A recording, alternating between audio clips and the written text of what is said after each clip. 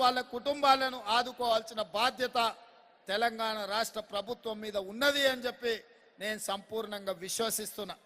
ఇవాళ ఈ నగరం ఇతర అంశాలకు కాదు, క్రీడలకు వేదిక కావాలన్న ఆలోచనతోటి నేను ఈ మధ్యకాలంలో ఇండియా ఫుట్బాల్ అసోసియేషన్ ప్రెసిడెంట్తో మాట్లాడిన అండర్-17 నేషనల్ టీంని తెలంగాణ రాష్ట్రం అడాప్ట్ చేసుకొని ఇండియన్ నేషనల్ టీం క్రీడాకారులను హైదరాబాద్ నగరంలోనే ఉంచి వారికి ఇక్కడనే శిక్షణ ఇప్పించి అండర్-17 టీంను తెలంగాణ రాష్ట్రం దత్తత తీసుకోవాలని ఈరోజు నిర్ణయం తీసుకున్నది. ఎందుకంటే తెలంగాణ రాష్ట్రంలో క్రీడలను ప్రోత్సహించాలన్న ఆలోచన మా ప్రభుత్వానికి. అదేవిధంగా మాలోత్ పూర్ణిమ ఎవరెస్ట్ శిఖరాన్ని ఎక్కింది.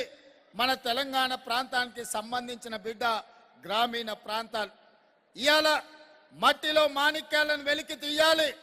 గ్రామాలలో ఉన్న క్రీడాకారులకు పదును పెట్టాలి. ఆ క్రీడాకారులు రాణించి ఖచ్చితంగా అంతర్జాతీయ స్థాయిలో వాళ్ళు గోల్డ్ మెడల్స్ తీసుకురావాలనేదే మన ఆలోచన. ఈ మధ్యలోనే ఒలింపిక్ గేమ్స్ జరిగినాయి. ఒలింపిక్స్లో ఈ దేశం యొక్క పరిస్థితి మనందరం చూసినాం. 140 కోట్ల జనాభా ఉన్న మనం ఈరోజు ఎక్కడ ఉన్నామో ఒలింపిక్స్లో ఒక్కసారి ఈ దేశం యొక్క యువత, తెలంగాణ యువత ఆలోచన చేయాలి. నేను పోయిన నెలలో సౌత్ కొరియా విజిట్ చేసిన. సౌత్ కొరియా జనాభా నాకు తెలిసి 4.5 కోట్లు. నేను సౌత్ కొరియన్ స్పోర్ట్స్ యూనివర్సిటీకి వెళ్ళిన. 30 ఎకరాల ప్రాంతంలో ఉన్న south Korean sports university 16 medals సాధించింది. అందులో ఒక అమ్మాయి ఆర్చరీలో 3 గోల్డ్ మెడల్స్ సాధించింది. సౌత్ కొరియన్స్ ఒలింపిక్స్ లో 32 మెడల్స్ సాధిస్తే 30 ఎకరాలలో ఉన్న స్పోర్ట్స్ యూనివర్సిటీ 16 మెడల్స్ సాధించింది. అంటే వాళ్ళలో ఉన్నది మనలో లేనిది పట్టుదల ఒక్కటే, ప్రయత్న లోపమే అని చెప్పి నేను ఈ సందర్భంగా చెప్పక తప్పదు. అందుకే ఈరోజు తెలంగాణ రాష్ట్రం క్రీడలకు ప్రాధాన్యత ఇవ్వాలని, తెలంగాణలో క్రీడల్ని ప్రోత్సహించాలన్న ఆలోచనతోటి యంగ్ ఇండియా స్పోర్ట్స్ యూనివర్సిటీని తెలంగాణ రాష్ట్రంలో ప్రారంభించాలని ఈరోజు మన రాష్ట్ర ప్రభుత్వం నిర్ణయం తీసుకున్నది. స్పోర్ట్స్ యూనివర్సిటీ సర్టిఫికెట్లు ఇవ్వడమే కాకుండా యంగ్ ఇండియా కోచింగ్ సెంటర్స్ని కూడా మనం ఇక్కడ అకాడమీని ప్రారంభించాలి.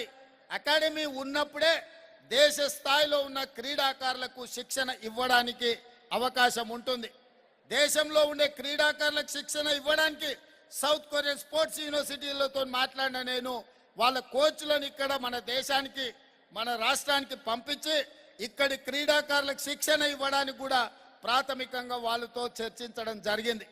రాబోయే రోజుల్లో తప్పకుండా తెలంగాణ రాష్ట్రంలో యంగ్ ఇండియా స్పోర్ట్స్ యూనివర్సిటీతో పాటు యంగ్ ఇండియా అకాడమీని మొదలుపెట్టి క్రీడాకారులకు అందరికీ కూడా శిక్షణ ఇవ్వడానికి తెలంగాణ రాష్ట్రాన్ని ఒక వేదికగా మార్చాలి అని చెప్పి ఈరోజు రాష్ట్ర ప్రభుత్వం నిర్ణయం తీసుకున్నది.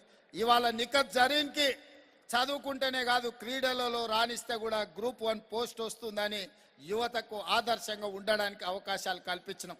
ఇవాళ ఎన్సిసి స్టూడెంట్స్ కూడా ఒక అద్భుతమైన వాళ్ళు పరేడ్ చేసి ఈరోజు వాళ్ళు కూడా రాణిస్తున్న. ఎన్సిసిలో చేరితే కూడా ఎన్సిసిలో సర్టిఫికెట్ ఉంటే అడ్మిషన్స్లో కాలేజీ సీట్లలో రిజర్వేషన్ ఉండడమే కాకుండా ఉద్యోగాలలో కూడా ఎన్సిసికి సపరేట్ కోటా ఉన్నది, స్పోర్ట్స్కి సపరేట్ కోటా ఉన్నది. అందుకే తెలంగాణ విద్యార్థులకు నా సూచన ఒక్కటే, క్రీడా మైదానాలు ఒక గురుద్వారానో, ఒక మసీదో, ఒక మందిరమో, ఒక చర్చో